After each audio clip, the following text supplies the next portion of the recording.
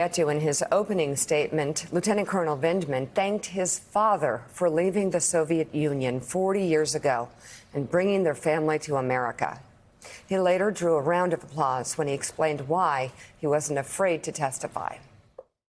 In Russia, my act of expressing concern to the chain of command in an official and private channel would have severe personal and professional repercussions, and offering public testimony involving the president would surely cost me my life.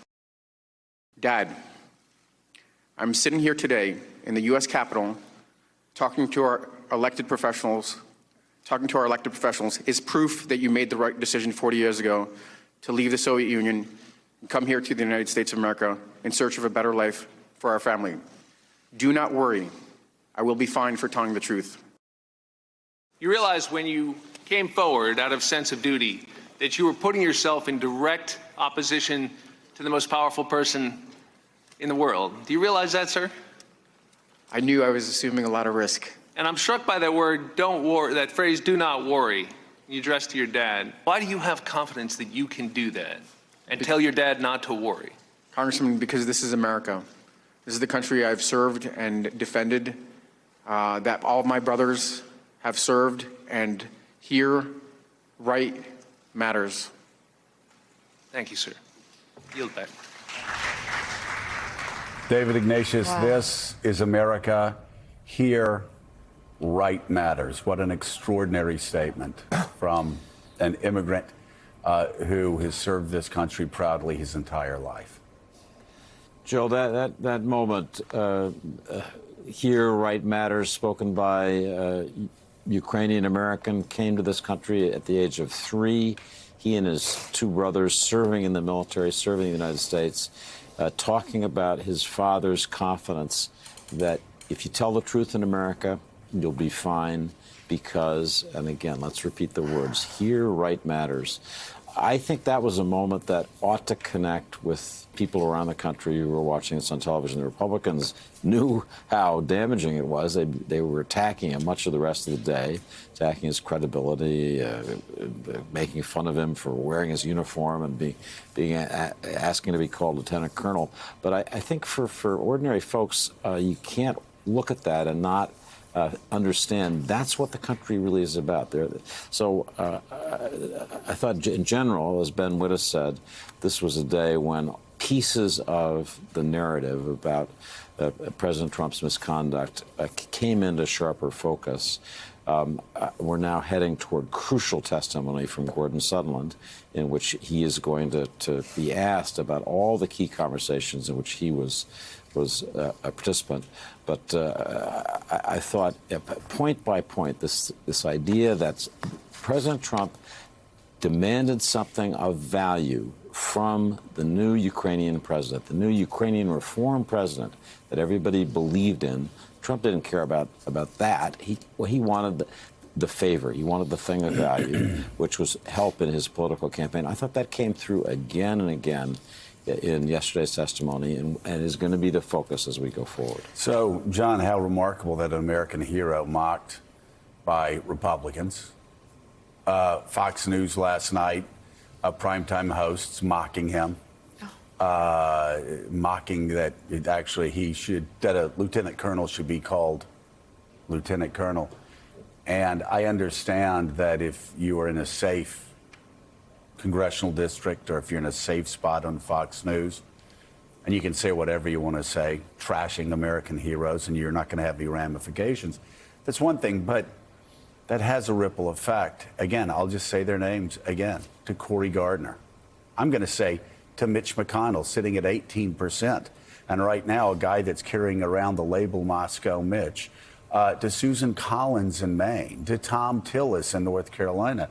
This will, every time Jim Jordan pops off and shows disrespect, every time Laura Ingraham shows disrespect, every time any of these people show disrespect to American hero, an Iraqi war hero, a man who was awarded the Purple Heart, that may not have an impact on those principals that are attacking who are safe in their little cottage industry or in their little congressional district. But this is going to have a real impact on who is going to be running the Senate in 2021. So these people taking their cues from the President of the United States, the President attacking through the White House Twitter feed, attacking Lieutenant Colonel Vindman, over the weekend attacking Jennifer Williams, who was up there with them. Two people who still work in the White House. Those people work in the Trump White House currently.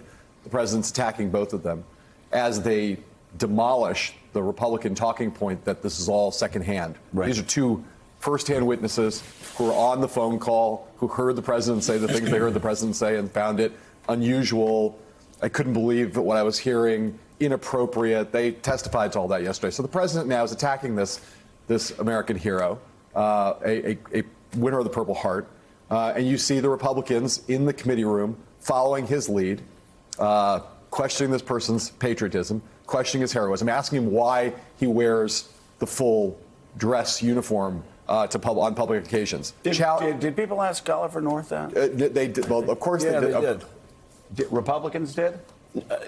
No, but it was generally, there were a lot of people at that moment in time who resented, Democrats who resented Oliver North wearing the uniform to cover, because it was, again, politics involved. You know, the Democrats didn't like him wearing the uniform because he looked resplendent in the uniform. And the uniform connects, obviously. But again, Republicans. But you have these Republicans who under no other circumstance would ever do such a thing.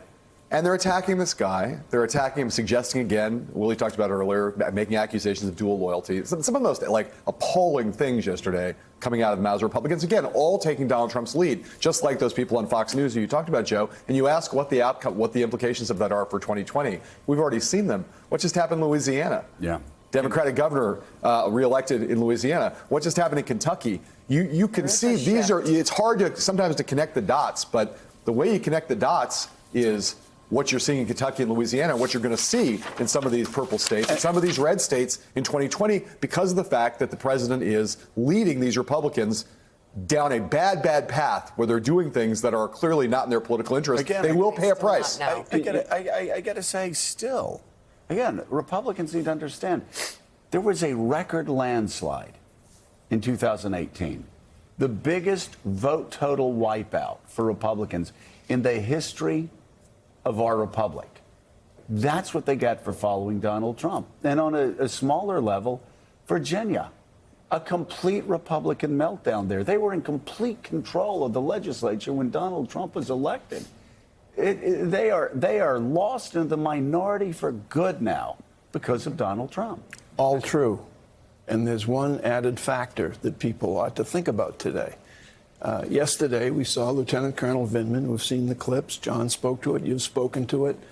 He was wearing the cloth of our country yesterday on stage before America, wearing the cloth of our country, being attacked, his motives being attacked. Are you a Ukrainian spy? Basically, that's basically what they were asking him, the Republicans, going down that path. To do that continually all day long, this morning, as we speak, the United States Army is providing 24-hour security for this man who did his duty to the country. This Iraqi war hero. Yes. And then came forward and told the truth. And by the way, about what he witnessed. Why are they? They are because Donald Trump is attacking. Yes. And the Army's also considering moving him to a United States Army base to protect him and his family. Against what? The president's attacks and the ramifications of the commander-in-chief's attacks. What planet are we on? Here's another piece of. Thanks for checking out MSNBC on YouTube, and make sure you subscribe to stay up to date on the day's biggest stories. And you can click on any of the videos around us to watch more from Morning Joe and MSNBC. Thanks so much for watching.